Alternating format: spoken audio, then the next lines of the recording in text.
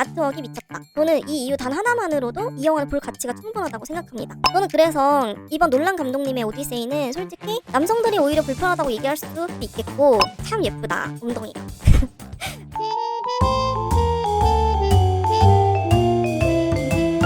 랜동. 안녕하세요. 누구에게나 프리 랜선 동료들의 동동이입니다. 오늘은 크리스토퍼 놀란 감독님의 영화 오디세이 보고 왔습니다. 놀란 형님, 인터스텔라부터 테넷까지 본인만 아는 얘기 하시다가 저번 오펜하이머부터 이제 그래 너네도 아는 얘기 해볼게 하는데요. 솔직히 아는 얘기 이렇게 재밌게 하실 줄은 몰랐습니다. 그래서 저는 영화 보고 너무 좋아서 랜덤에서 무슨 얘기를 해야 될까 이랬는데 이제 반응들을 좀 찾아보니까 영화 호프만큼은 아니지만 이 영화도 역시 호불호가 있더라고요. 그래서 오디세이 영업 좀 해야겠다 하고 후기를 남기게 됐습니다. 참고로 저는 스포를 극도로 싫어해서 예고편도 안 보는데요. 개봉 전주부터 유튜브 거의 모든 채널에서 나오는 오디세이 설명 영상들, 마치 세이렌 같은 유튜버들의 유혹을 물리치고 영화를 봤고요. 제가 아는 오디세이는 90년대생 어린이라면 다 봤던 만화로 보는 그리스 로마 신화가 전부인데 이것도 너무 오래돼서 드문드문 기억이 나는 정도였습니다. 그리고 이 영화 국내 개봉 전부터 아이맥스와 일반 상영관을 비교해서 불쾌한 짤이 마구 돌아다녔는데요. 선택권이 별로 없는 경기도 서민으로서 저 역시 불쾌하지만 최대한 좀 좋은 상영관을 찾아 롯데시네마의 슈퍼플렉스관에서 봤습니다. 이 슈퍼플렉스관이란 울트라 와이드 스크린, 4K 듀얼 레이저, 돌비 애트모스피어, 360도 서라운드라는 스펙으로 정말 오디세이 등장인물도 이른 만큼이나 거창한 관에서 봤는데 아주 해피하게 잘 봤습니다. 본격적으로 리뷰를 해볼 텐데요. 우선 제가 영화에서 가장 좋았던 점, 영화의 논란에 대한 제 개인적인 생각, 그리고 아쉬운 점, 이 순서대로 한번 말씀을 드려볼게요.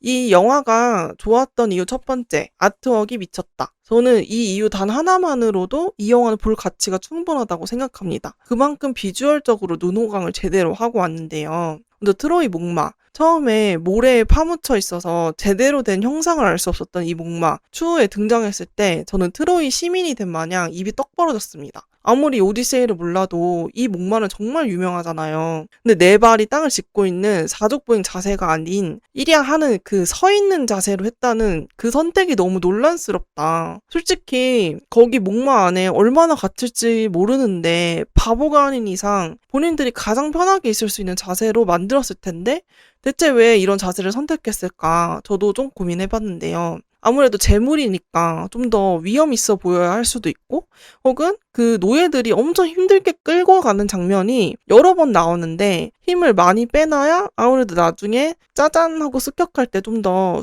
수월하니까일 수도 있겠다 싶었어요. 그리고 갑옷은 정말 다크나이트를 연상할 정도로 너무 세련되고 멋있었습니다. 아가멤논의 블랙 슈트는 정말 그 뒤에 투구가 마치 척추뼈? 그 말의 꼬리뼈 같기도 하고 좀 공포감도 주면서 정말 멋있었고 전체적으로 의상 디자인도 신경을 많이 쓴 것 같아서 오디세이 런웨이 해도 재밌겠다고 생각했습니다. 또 디자인 정말 좋았던 괴물들. 세상에 어떤 외눈박이 괴물의 눈이 인간처럼 가로가 아닌 세로일까요? 저는 팀버튼 영화에서도 못 본 것 같은데 코도 막 누가 쥐어뜯은 거 마냥 요상한데 세로 모양의 눈의 기괴함과 공포감이 정말 대단하더라고요. 그래서 역으로 괴물이 식곤증으로 바로 누웠을 때 그 눈이 가로 방향이 되는 것이 병사가 더 습격하기 좋고 만만해 보이지 않았을까 싶습니다. 하얀 갑옷을 입은 거인들 또한 이제 거인이라는 자체가 주는 위압감이 있는데 그들이 또 무장을 하고 얼굴도 알 수 없으니 훨씬 무섭더라고요. 바다 괴물 6마리도 뱀의 형상이긴 하지만 롱스톤의 돌 스킨이라서 좀 더 재밌었던 것 같습니다. 비주얼의 정점은 역시 바다죠. 오디세이의 무대인 이 바다가 정말 여러 섬의 특성에 따라 다른 빛깔과 분위기로 나오는데요. 인터스텔라 때도 바다 참 잘 찍는다 생각했는데 이번에 영화는 오빠 나 바다 보고 싶어 했을 때 그래 어떤 바다? 검은 바다? 하얀 바다? 새파란 바다? 안개 바다? 이렇게 막 놀란 오빠가 보고 싶은 바다를 원 없이 예쁘게 보여준 것 같아요. 제가 이제 비주얼에 너무 꽂혀서 말이 길어졌는데요. 드디어 두 번째 좋은 이유. 뻔하지 않은 연출입니다. 오디세이에서 트로이 목마만큼 유명한 스타벅스의 기원 세이렌 장면. 여러분 혹시 세이렌 장면 캐리비안의 해적의 매혹적인 인어들 장면처럼 기대하지 않으셨나요? 저만 그랬는지 모르겠지만 저는 헤헤 신난다 하면서 묶이는 오디세우스처럼 이제 화려하고 예쁜 언니들 나오는 거를 좀 기다렸거든요. 근데 오디세우스에게 뭘 받냐는 질문에 저도 아주 정확한 대사는 기억이 안 나지만 내가 정말 갖고 싶은 욕망에 대한 얘기를 하고 그것을 도로 빼앗긴다는 내용이었어요. 저는 그때 대체 뭘 들으면 저렇게 미쳐할까 잠시 딴 생각을 하나 대사를 정확히 해치하지 못했는데 그 대사와 맞게 세이렌의 섬을 연출했다는 느낌을 받아서 너무 좋더라고요. 일부러 이제 짙은 안개와 살짝 형체만 알아볼 수 있을 정도로 먼 거리의 인어들의 모습을 이렇게 정확하게 보이지 않게 연출을 해서 더 알고 싶고 갖고 싶은 그런 마음을 먹게 하는 장면이라고 생각했어요. 또 키르케 마녀의 장면. 인간이 돼지로 변하는 건 우리가 이미 센가치히로에서 너무 익히 보아서 더욱 새롭지가 않은 장면이죠. 근데 돼지를 직접 손으로 빚는다? 뜻밖의 바디 호러였지만 저는 이 발상이 너무 좋아서 또 넋놓고 봤거든요. 이 사람이 돼지로 변하는 장면을 뭔가 연기와 함께 뿅 변신할 수도 있고 병사들의 그림자를 보여줘서 이제 돼지로 변하는 연출도 있고 여러 방법이 있었을 텐데 정말 신선한 방법이라고 생각했습니다. 그리고 도로 인간을 돌릴 때도 너무 웃기지 않았나요? 인간이 되라 막 이러면서 돼지들을 쓰다듬는데 저는 분명 이거 또 짤로 막 쓰이겠다 싶었습니다. 또 오디세우스가 혼자 남겨져서 활에 맞은 사슴이 인간이었다라고 해서 짜잔 보여줄 때도 참 예쁘다, 엉덩이가. 그리고 제가 논란에 입덕을 한 이유가 저는 시간 소재와 타임슬립을 참 좋아하는데 이 놀란 감독님이 그게 주 전공이시잖아요. 그래서 이번에도 그런 오디세우스의 회상 구조가 참 좋았습니다. 그 오디세우스가 집을 가기 위해 기억을 되살리는 자연스러운 전개이자 이야기를 들려주는 느낌. 그리고 납치범 칼립소가 관객의 역할도 해주고요. 또 오디세우스의 트로이 목마 이야기가 노래로 회자되는 것이 이 영화 안에서도 몇 번 거론되고 그 노래로 영화가 시작이 되기도 하는데요. 아니 노래가 힙합이네? 제가 쇼미더머니도 안 보는 힙알못이라서 잘 몰랐는데 그 노래를 하는 음유시인이 트래비스 스콧이라는 유명한 래퍼더라고요. 어쩐지 그래서 노래 끝날 때쯤 뭔가 리듬 타고 있었는데 끝났네 하면서 아쉬울 정도로 좋았던 시작이었던 것 같습니다. 마지막 세 번째 좋았던 이유는 신이 아닌 인간 중심의 영화이기 때문입니다. 그리스 신화로 더 알려져 있는 오디세이, 이 영화에서도 신에 대한 언급은 꾸준히 나오지만 아테나 역의 젠다이아를 제외한 신의 모습은 찾아볼 수 없습니다. 사실 저는 아테나도 완전한 신이라고 생각하지는 않는데요. 이제 마지막 부분에 병사들이 죽이는 여사제의 얼굴이 젠다이아랑 똑같았잖아요. 여신상의 목이 날아가는 장면을 뒤이어 보여주며 마치 그 여사제가 여신을 암시하는 것 같은 장면이기도 했는데요. 그래서 저는 어쩌면 아테나는 오디세우스의 죄책감으로 빚어낸 망상이자 망령일 수도 있겠다는 관점입니다. 이처럼 저는 신보다는 인간에 더 주목한 놀란 감독의 오디세이 이야기가 그리스 신화보다 더 재밌었어요. 근데 손님을 환대해야 하는 제우스의 법도 결국 인간이 만든 것이고 포세이돈의 저주, 제우스의 천둥, 하데스의 예언자 등 신들의 이름을 빌어 인간의 의심, 호기심 등을 합리화하기 위한 장치라는 생각이 들었습니다. 그래서 인간이 얼마나 어리석고 나약하고 비열한지 하지만 그럼에도 인간다움을 지키기 위한 여정과 기다림이라는 이 주제에 더 집중할 수 있었던 것 같습니다. 여기까지 저의 오디세우스의 기양길만큼 장황한 찬사였고요.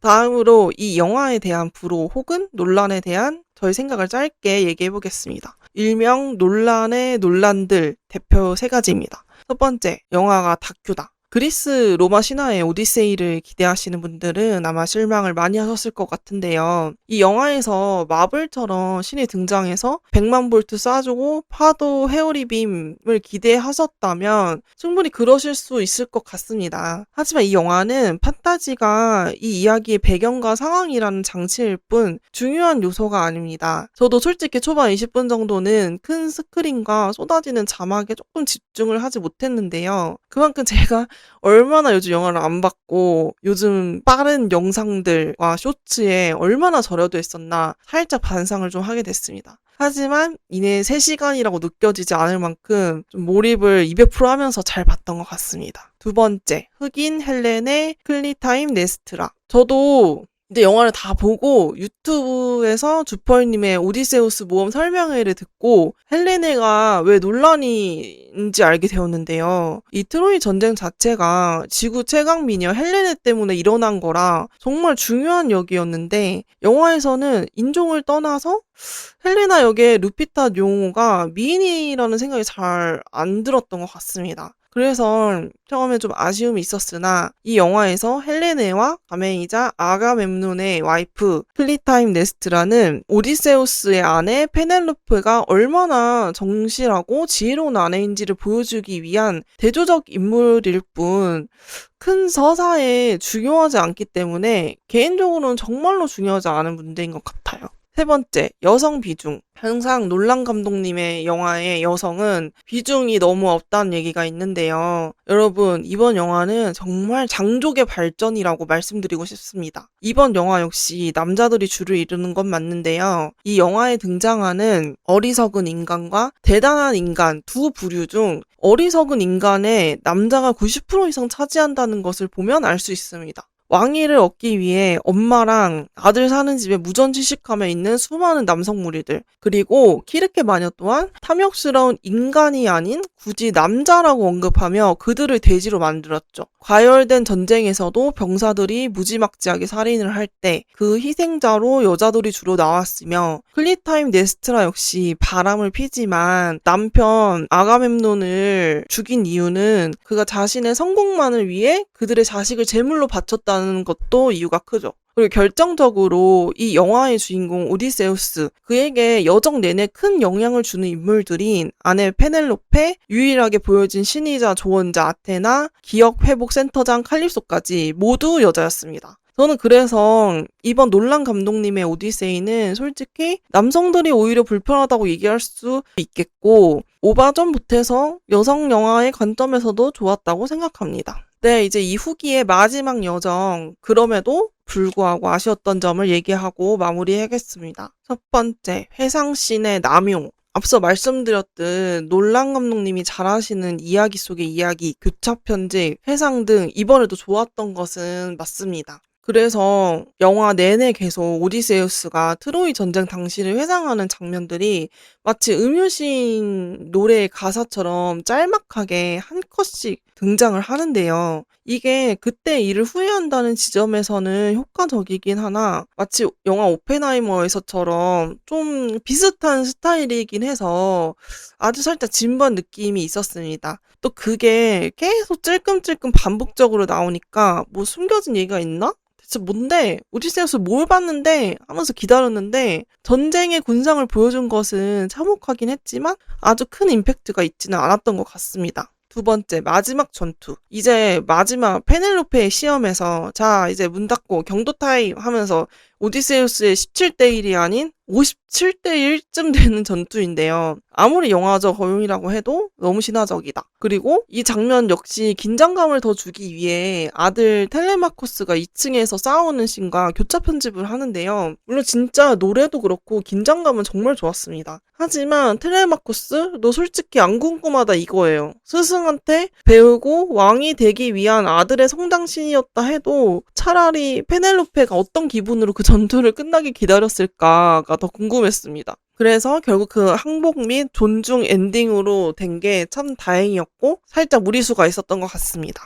세 번째, 아이맥스 불평등. 초반에 얘기한 것처럼 아이맥스 스크린과 일반 스크린의 차이가 좀 심해서 아이맥스가 디폴트도 아닌데 비싸고 표도 구하기 어려운 저 영화를 못 볼 바에는 그냥 영화를 안 보고 싶다는 마음 들게 하는데요. 저도 물론 뭐 슈퍼플렉스관, 서민 플렉스관에서 봤지만 개인적으로 아이맥스는 영화보다는 오락의 장르에 더 가깝지 않을까 싶습니다. 애초에 카메라 촬영 기법에도 버즈 아이샷, 풀샷, 클로즈업샷 등 다양한 촬영법이 있는데 감독이 이 장면에 이런 사이즈를 선택한 건 다 의도가 있단 말이죠. 그리고 그 의도만으로 충분히 영화를 보는데 전혀 지장이 없고요. 그래서 저는 아이맥스는 그냥 논란을 너무 좋아하고 아이맥스를 좋아하는 영화 관람객을 위한 팬 서비스라고 생각을 하기로 했어요. 마치 게임의 확장판 DLC 같은 느낌인 거죠. 아이맥스를 못 본 자의 정신 승리라고 하셔도 상관은 없고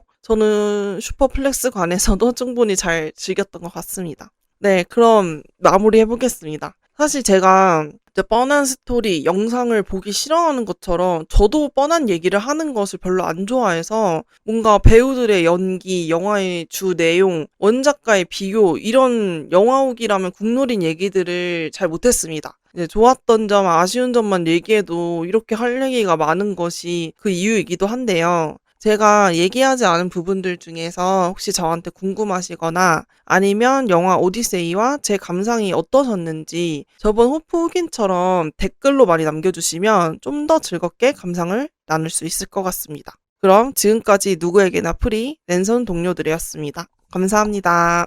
떼똥!